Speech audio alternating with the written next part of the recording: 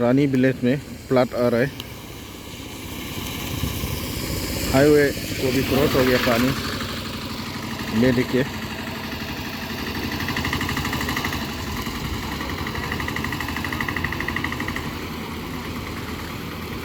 Ruksin to Pasighat जाने वाला को बहुत तकलीफ हो रहा है।